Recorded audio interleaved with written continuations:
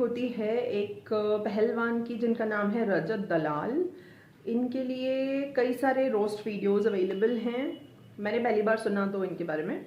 Now he is a fitness influencer और इन्होंने देश के लिए 14 मेडल्स भी जीते हैं बॉक्सिंग में, if I am correct, if I remember well. और इनका गुस्सा 7वें आसमान पर है और ये बहुत कुछ ऐसी चीज़ें कर देते हैं जो इन्हें लगता है बिल्कुल 100% करेक्ट है, लेकिन पूरी दुनिया को गलत लगती हैं और इनको इनका गुस्सा जस्टिफाइड लगता है। कोई कुछ बोल नहीं सकता गलत इनके सामने, गलत नहीं, जो इनको गलत लगता है वो नहीं बोल सकता। और मैं ज़्यादा बोलना नहीं चाहती हूँ क्योंकि जितने जो बोलना चाहिए वो ऑलरेडी बाकी लड़कों ने बोल रखा है उनके बारे में।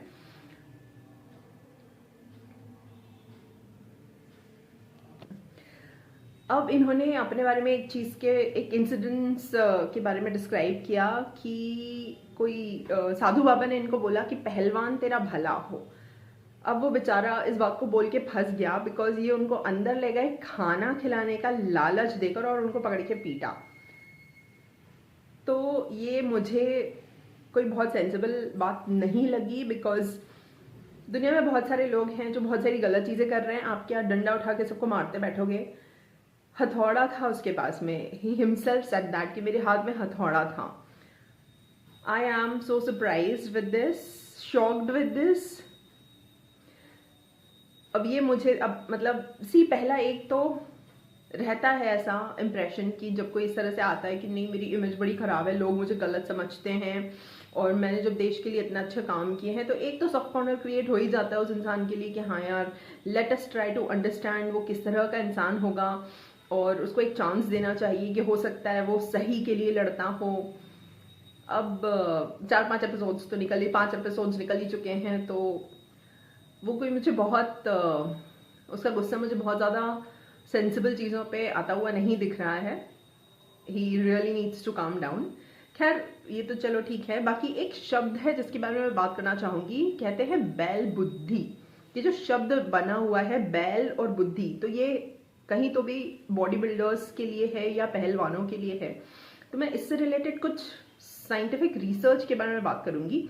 हमारे छोटे दिमाग को कहते हैं नियोकॉर्टेक्स, और अगर हम ओवर एक्सरसाइजिंग करते हैं या इवन ज़्यादा योगा भी करते हैं तो भी हमारा जो नियोकॉर्टेक्स है उसका साइज कम होता जाता है, उसकी जो विड्थ है वो कम होती जाती है। मैंने एक रिसर्च में भी पढ़ा था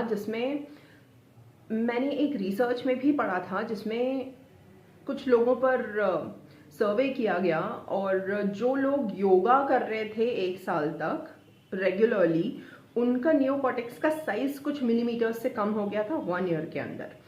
और जो लोग ब्रिस्क वॉकिंग मतलब कि फास्ट वॉक कर रहे थे वो उनके नियोकॉर्टेक्स पर कोई असर नहीं हुआ था।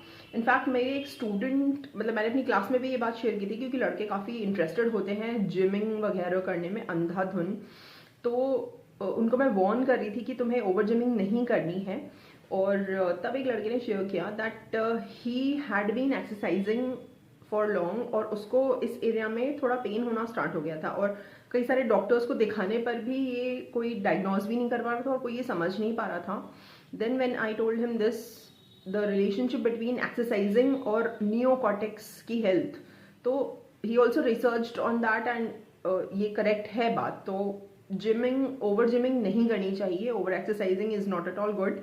May be for 3 months you can do something on a regular basis, उसके बाद में आप थोड़ा सा 3 days अ वीक से ज़्यादा नहीं कर सकते हो। नॉट इवन योगा आप ज़्यादा कर सकते हो। Walking you can do daily for sure. Okay.